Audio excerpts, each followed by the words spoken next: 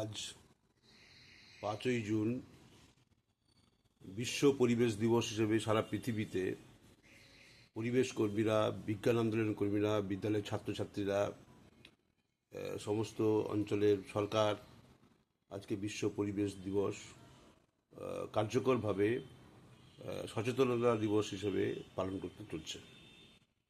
এবং এই পালন করার মধ্য দিয়ে আমরা জানি যে এই বিশ্ব পরিবেশ দিবস তার একটা দীর্ঘ ইতিহাস আছে।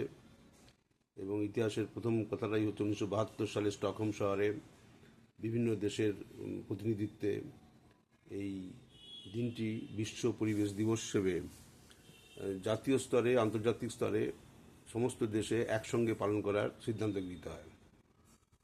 আমাদের দেশেও এই বিশ্ব পরিবেশ দিবস তাৎপর্য বহন করে নিয়ে এসছে। এবং এবারের বিশ্ব পরিবেশ দিবসের মূল থিম হচ্ছে প্লাস্টিককে পরাজিত করো। অত্যন্ত গুরুত্বপূর্ণ এই থিম।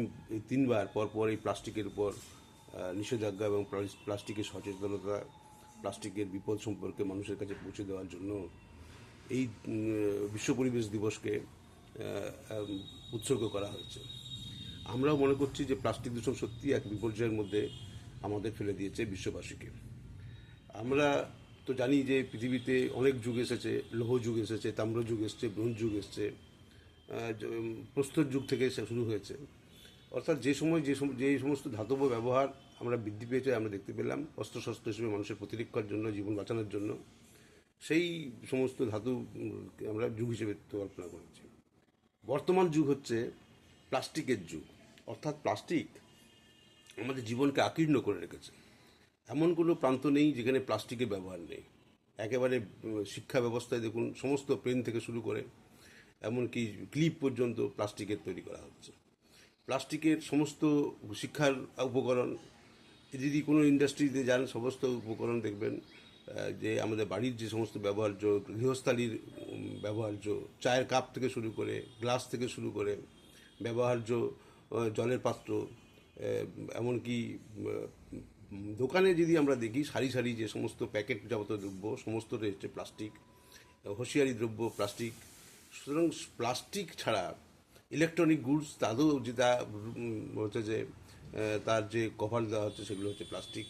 সুতরাং প্লাস্টিক ছাড়া, এবং ইলেকট্রিক তার, সেগুলো প্লাস্টিক ব্যবহার করা হচ্ছে। সুতরাং প্লাস্টিক হচ্ছে আমাদের প্রাত্যহিক জীবনে প্লাস্টিকের একটা প্রাচুর্য তৈরি হয়েছে। এবং এই প্লাস্টিক তো শুধু আমাদের দেশে নয়, সারা পৃথিবীর দেশে দেশে এই প্লাস্টিকের ব্যবহার হচ্ছে। এই যে প্লাস্টিক ব্যবহারের পরে মানুষের সম্বিত ফিরেছে, বিজ্ঞানীদের সম্বিত ফিরেছে যে এই প্লাস্টিকের ফলে যে প্রাকৃতিক যে বিপর্যয়ের পথে আমরা যাচ্ছি। আজকে পরিবেশ দিবসে এই আলোচনা ঘরে ঘরে করা উচিত যে এই প্লাস্টিকের কি কি ক্ষতিকর প্রভাব মানুষের উপর পড়ছে, সেগুলো জীবজন্তু, জৈব বৈচিত্র্যের উপর পড়ছে। পৃথিবীতে জানেন জৈব বৈচিত্র্য আক্রান্ত। সমুদ্রে প্রতি বছর প্রায় লক্ষ লক্ষ না, মিলিয়ন লক্ষ টন হচ্ছে এই প্লাস্টিক বিভিন্ন নদীবাহিত হয়ে বা বিভিন্নভাবে বাহিত হয়ে সমুদ্রের গর্ভকে একেবারে ভরাট করে দিয়েছে। এবং কচ্ছপ থেকে শুরু করে সমস্ত তিমি থেকে শুরু করে, তিমি থেকে শুরু করে সমস্ত যে সমস্ত স্তন্যপায়ী প্রাণী এবং অন্যান্য সমস্ত মৎস্য শ্রেণীর প্রাণী, কচ্ছপ থেকে শুরু করে সমস্ত সামুদ্রিক প্রাণীদের যদি দেহের রক্তের বা বিভিন্ন শরীরের বিভিন্ন উপাদানকে দেখা যায়, পরীক্ষা করে দেখা যাচ্ছে যে প্লাস্টিকের মাইক্রো কণা, অর্থাৎ একেবারে ছোটো ছোটো কণা, মিলিমিটার বা তারও আরও অনেক কম, সেই কণা পাওয়া যাচ্ছে। এই যে প্রচুর প্লাস্টিক আমাদের দেহে, বিশেষ করে স্তন্যপায়ীদের ক্ষেত্রে, এখন মানুষের ক্ষেত্রেও দেখা যাচ্ছে, আমরা পুকুরে আমরা ফেলে দিচ্ছি প্লাস্টিক, বিভিন্ন জলাশয়ে আমরা প্লাস্টিক নিক্ষেপ করছি। তার ফলে জলস্তরও, আমাদের মাটিতে যে জলচক্র, সেটাও বিধ্বস্ত হচ্ছে। স্বাভাবিক ক্ষেত্রেই এই প্লাস্টিক দূষণের হাত থেকে আমাদের বাঁচতে হলে আমাদের আজকে সতর্ক হতে হবে। সুতরাং আজকের এই পরিবেশ যে বিশ্ব পরিবেশ দিবস, এই প্লাস্টিক সম্পর্কে আমাদের সচেতন হতে হবে। এবং আমরা ইতিমধ্যে জানি দক্ষিণ কোরিয়া সফল হয়েছে। আমরা ভারতবর্ষ একেবারে পিছিয়ে পড়া দেশের মধ্যে একটা। প্লাস্টিক দূষণের ক্ষেত্রে 1 নম্বর জায়গায় ভারত চলে এসেছে। উন্নত দেশগুলো তো, বিশেষ করে আমেরিকা তো আগে ছিলই। এখন আমাদের ভারতবর্ষ এই রাস্তায় হাঁটছে।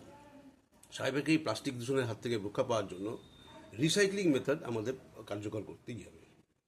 আগুনে পোড়ানো যত্রতত্র প্লাস্টিকে জ্বালিয়ে দেওয়া বন্ধ করতে হবে। আর এই প্লাস্টিক পেন থেকে শুরু করে সমস্ত ধরনের ধরনের যে প্লাস্টিক, সেই প্লাস্টিককে আমাদের প্রতি বছর যেগুলো অব্যবহার্য, যার এক্সপায়ারি ডেট চলে গেছে, সেগুলিকে আমরা এক জায়গায় একত্রে একেবারে চেয়ার টেবিল থেকে শুরু করে সমস্ত কিছু আমরা এক জায়গায় যদি সঞ্চিত করে রেখে সরকারি স্তর থেকে পয়সা দিয়ে আবার কিনে নিয়ে গিয়ে রিসাইক্লিং ব্যবস্থা করা যায়, তাহলে আমরা একটা পরিত্রাণের রাস্তা দিতে পারি।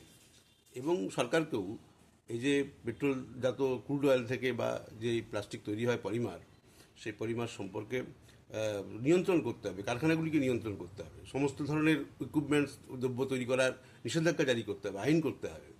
এই আইনের মধ্য দিয়ে সরকার না চাইলে কখনোই এই প্লাস্টিক দূষণ নিয়ন্ত্রণ করা যাবে না। আন্তর্জাতিক স্তরে আমেরিকার যে দাদাগিরি পরিবেশ নিয়ে, তারা এক পয়সাও খরচা করবে না, অথচ সবচেয়ে বেশি দূষণ তৈরি করবে।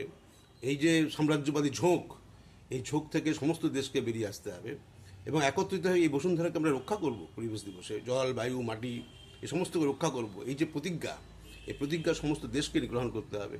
তাহলেই এই পরিবেশ দিবস আজকে সার্থকতম হবে এবং আগামী দিনে আমরা পরিবেশ আন্দোলনকে সক্রিয় হতে পারব। পরিবেশকে রক্ষা করো। পরিবেশ আন্দোলন হচ্ছে জল, খাদ্য, অন্ন, বস্ত্র, বাসস্থানের পর পরিবেশ রক্ষার আন্দোলনও আজকে এক জায়গায় এসেছে এবং সেটা সর্বাগ্রে আমাদের প্রত্যেকের মনে রাখতে হবে। পরিবেশকে রক্ষা করো, মানুষ শুধু না, সমস্ত জীবজগৎকে রক্ষা করো, বাস্তুতন্ত্রকে রক্ষা করো এবং সমস্ত নদী, নালা, পুকুর, যত জলাশয় তাকে রক্ষা করো এবং সমস্ত কিছু মাথায় রেখেই মানুষ হচ্ছে বুদ্ধিমান প্রাণী। আজকে সেই বুদ্ধিমান প্রাণী যদি নির্বুদ্ধিতার পরিচয় দেয়, জনসংখ্যার তালে তালে আমরা যদি প্রকৃতির সম্পদকে নির্বিচারে ব্যবহার করতে থাকি এবং রিসাইক্লিং প্রসেসে আবার ফিরিয়ে না দিতে পারি, তাহলে বুঝতে হবে মানুষ স্বার্থপর শুধু না, মানুষ নিজেরই আত্মহননের দিকে এগিয়ে যাচ্ছে। তো পরিবেশকে রক্ষা করার আন্দোলন সফল হোক, আজকের পরিবেশ দিবস সার্থক হোক এবং আমাদের এই সচেতনতা যে কাজ সারা পৃথিবীব্যাপী একই সঙ্গে অগ্রগামী হোক, এই কটি কথা বলে এবং আজকে সাফল্য কামনা করে সবাইকে ধন্যবাদ জানিয়ে বক্তব্য শেষ করছি।